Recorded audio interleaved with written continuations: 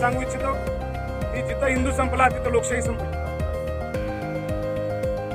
हिंदू जगेगा तो विश्व जगेगा हे जे मंत्र आहे ते करेक्टच आहे. कारण भारतात बघा, आपल्या भारत देशामध्ये सगळे धर्म सुखात नांदतात. का नांदतात?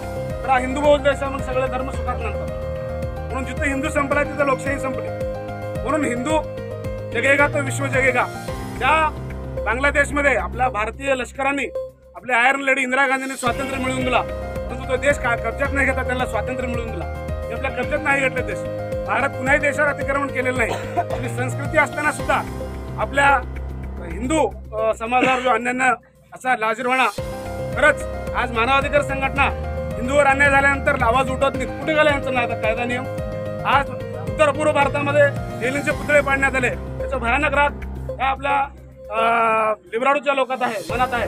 म्हणून हे बाजूचे छोटे छोटे तुकडे तोडून ते ख्रिश्चन राष्ट्र निर्मिती करण्यासाठी आपले शेख हसीनांचं सरकार पाडण्यात आलं बहुमताचं. का?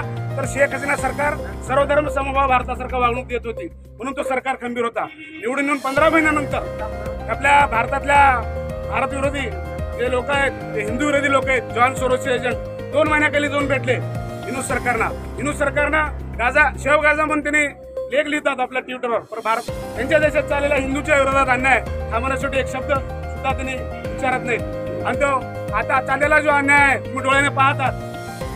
आज तुम्ही म्हणता किंवा काश्मीरचं जे फाईल आहे ते डुप्लिकेट आहे, परंतु आज ओरिजिनल लाईव्ह बघा ना.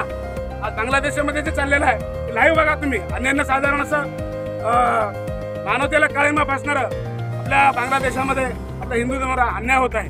म्हणून आपल्या हिंदू धर्म अन्याय होत आहे त्याला आपल्या देशातल्या सरकारला जागा करण्यासाठी. का? तर ज्या सरकारच्या मागे आपली जनता असते ते सरकार खंबीरपणे लढत असते. का? तर आपल्या सरकारला पण जागा करणं महत्वाचं आहे.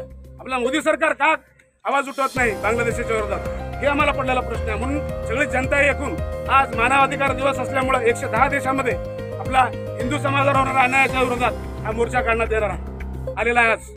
म्हणून खरं तर आम्ही मार्केट बंद करायचा विचार केला होता, पण मार्केट बंद करण्यापेक्षा मार्केट चालू ठेवून सगळ्यांना हा विषय कळू दे. हिंदू धर्मावर होणारा अन्याय जगाला कळू दे, मानवाधिकार संघटनेला कळू दे, युनोला कळू दे, आपल्या भारत देशाच्या सरकारला कळू दे. त्यांनी याच्यावर निर्णय घेण्याची क्षमता त्याच्यामध्ये आहे. असताना सुद्धा जनतेचा विचार काय घेण्यासाठी त्यांनी स्वस्थ बसत आहे असं आम्हाला असं वाटतं. म्हणून सकल भारतामधील जगामधील हिंदू समाजाने, जगामधील हिंदू बांधवांनी हा महामोर्चा आजच्या मानवाधिकाराच्या निमित्तानं काढण्यात आलेला आहे.